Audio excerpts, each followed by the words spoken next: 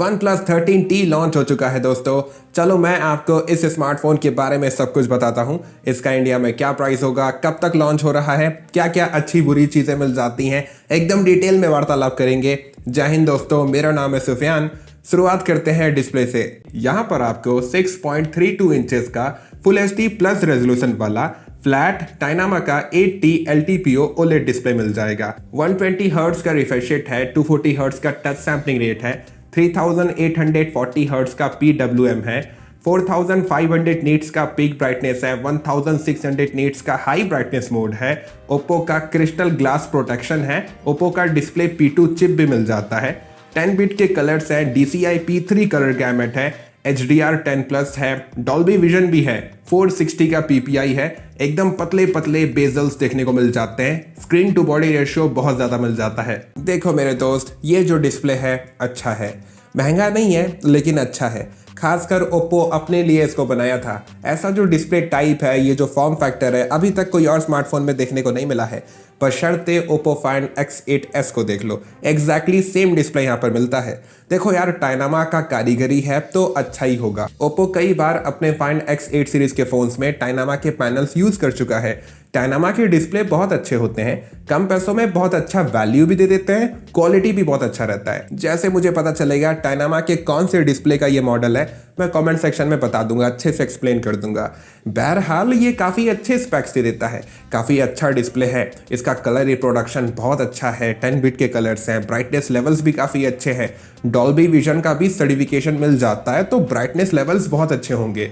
ऊपर से यार इतना अच्छा PWM अचीव कर लिया ये डिस्प्ले, तो ये प्रीमियम डिस्प्ले हो गया यार। 3840 हर्ट्ज का ये PWM झेल ले रहा है, मतलब कि ये महंगा डिस्प्ले है। देखो मेरे भाई, मैं जानता हूँ कुछ भाई लोग ऐसे होंगे जरूर मेरे, जो कमेंट में जरूर बोलेंगे सुफियान भाई 1.5 के रेजोल्यूशन होता तो मजा आ जाता। देखो यार, बात समझने की कोशिश करो। ये जो फुल HD प्लस रेजोल्यूशन है ना, ये बहुत करीब में है 1.5K के। मैं आपको दिखा रहा हूँ, देख लो 1.5K का कैसा होता है, और ये जो फुल HD प्लस पैनल है ये कैसा होता है। और थोड़ा सा दिमाग लगाओ, ये डिस्प्ले छोटा है, तो भाई ये जो फुल HD प्लस पैनल है ना, इसको एक तरीके से 1.5 के मान के चलो, क्योंकि ये छोटा भी है, समझे। चलो अब बात करते हैं कैमरास के बारे में। यहाँ पर डुअल कैमरा सेटअप मिल जाएगा। 50 मेगापिक्सल का वाइड एंगल कैमरा, 50 मेगापिक्सल का टेलीफोटो, 16 मेगापिक्सल के सेल्फी के साथ। जो प्राइमरी कैमरा है सोनी IMX 906 कैमरा सेंसर के साथ है। अगर मैं इसको रियलमी के भाषा में कहूँ तो सोनी IMX 896 मिल जाता है। अगर मैं ओप्पो मोटोरोला की भाषा में कहूँ तो लाइटिया 700 मिल जाता है। इसीलिए कह रहा हूँ चैनल को सब्सक्राइब कर दो, मजा आता है यार आप लोगों के साथ बातचीत करके। 50 मेगापिक्सल का जो टेलीफोटो है वो सैमसंग के JN5 कैमरा सेंसर के साथ है, वीवो के भाषा में नहीं कहूँगा मैं, कमेंट में बताना। 16 मेगापिक्सल का सेल्फी मिल जाता है एकदम पुराने जमाने के कैमरा सेंसर के साथ, सोनी IMX 480 के साथ। मेन कैमरा से 2x ऑप्टिकल जूम कर लोगे, 4K 60 FPS पे वीडियोस को रिकॉर्ड कर लोगे। डिजिटल जूम मुझे पता चलेगा तो डिस्प्ले में दिखा दूंगा। सेल्फी कैमरा से एज यूजुअल 1080p 30 FPS पे वीडियोस को रिकॉर्ड कर लोगे। देखो यार, कैमरास जो है ना, अगर मैं सीधी और क्लियर बात करूं, जिस प्राइस पे ये फोन इंडिया में आएगा बिल्कुल भी अच्छे कैमरास नहीं मिलते हैं। देखो यार, मैं रैंडी ऑर्टन रोना नहीं कर रहा। OnePlus के खुद के वहां पर फोन होंगे जो इस स्मार्टफोन से ज्यादा बेहतर कैमरास दे देते हैं। मैं बस ये कहना चाहता हूँ, OnePlus चाहता तो और बेहतर कैमरास दे सकता था। कभी आप सोचे हो OnePlus 13T के कैमरास में और अच्छे स्पेक्स क्यों नहीं मिले? भाई इसका रीजन ओप्पो है। ओप्पो फाइंड X8s के कैमरा स्पेक्स कभी आप देखे हो? दिखा रहा हूँ, देख लो, देख सकते हो। ओप्पो फाइंड X8s के कैमरा स्पेक्स अच्छे हैं, एटलीस्ट यहाँ पर कैमरा सेटअप थोड़ा अच्छा मिल जाता है। तो सोच कर देखो, यही same camera setup OnePlus 13T में मिल जाता तो कुछ बेहतर ही मिलता ना अपने को। अच्छा चलो ठीक है मेरे भाई, मैं अपना पर्सपेक्टिव बदल के कहता हूँ, कैमरास अच्छे हैं, दोनों सेंसर्स में इंडिपेंडेंट OIS मिल जाता है, इतने बुरे भी नहीं है। हाँ, शौक बड़ी चीज़ है, कॉम्पैक्ट स्मार्टफोन है, इज्जत करनी चाहिए, क्योंकि बहुत सारे बंदों की आशाएं होती है, आस लगाकर बैठते हैं कॉम्पैक्ट स्मार्टफोन के लिए। उस नज़र से कहूँ कैमरास अच्छे हैं, लेकिन सेल्फी अच्छा नहीं है। चलो अब बात करते हैं परफॉर्मेंस के बारे में। यहाँ पर Qualcomm का premium flagship processor Qualcomm Snapdragon 8 Elite मिल जाएगा, जो TSMC के 3 नैनोमीटर के फैब्रिकेशन प्रोसेस पे बेस्ड एक ऑक्टा कोर प्रोसेसर है। Adreno 830 का GPU मिल जाएगा और इंडिपेंडेंट NPU भी मिल जाता है। AI फीचर्स के लिए AI फीचर्स मिल जाते हैं, यहाँ पर बहुत सारे मिलते हैं, लेकिन यार परफॉर्मेंस आपको बहुत अच्छा मिलेगा। करंटली सबसे बेस्ट प्रोसेसर है Qualcomm Snapdragon 8 Elite स्मार्टफोन्स में। तो परफॉर्मेंस को लेकर टेंशन ना लो। और मैंने कुछ टेस्ट देखे हैं, कुछ नहीं 2-4 टेस्ट मैंने देखे थे, हीटिंग इश्यूज इतने देखने को नहीं मिल रहे। चलो अब बात करते हैं मेन स्पेसिफिकेशंस के बारे में। यहाँ पर optical under display fingerprint scanner मिल जाएगा, UFS 4.1 का स्टोरेज सपोर्ट है, LPDDR5X रैम टाइप है, 6260 6260 mAh बैटरी मिल जाएगा, सिलिकॉन कार्बन वाला, 90 वॉट के फास्ट चार्जिंग का सपोर्ट है, Android 15 out of the box मिलेगा, कलर OS 15 के साथ रन करता है, ग्लोबल इंडिया में आएगा तो कलर OS के जगह पे ऑक्सीजन OS मिल जाएगा। डुअल स्टीरियो स्पीकर्स मिल जाते हैं और ये जो डुअल स्टीरियो स्पीकर्स हैं डॉल्बी एटमॉस सर्टिफाइड है, NFC मिल जाएगा, वाईफाई 7 है, ब्लूटूथ वर्जन 5.4 है, IR ब्लास्टर है, 3D VC liquid cooling technology है जो कि बहुत ही अच्छा वाला है।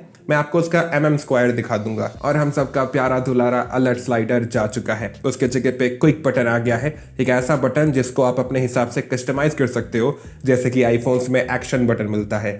थैंक्स टू ओप्पो बहुत सारे AI फीचर्स मिल जाते हैं, गेमिंग G1 वाईफाई चिप भी मिल जाता है, ओप्पो की मेहरबानी, और बाईपास चार्जिंग भी मिल जाता है। चलो अब बात करते हैं डिज़ाइन और बिल्ड क्वालिटी के बारे में। ये स्मार्टफोन 8.15 mm के थिकनेस के साथ आता है, 185 ग्राम्स इसका वेट है। देखो यार, मुझे इसका डिज़ाइन बहुत अच्छा लगा, मज़ा आ गया। जितनी बार देखता हूँ उतने बार इश्क और बढ़ता चला जाता है।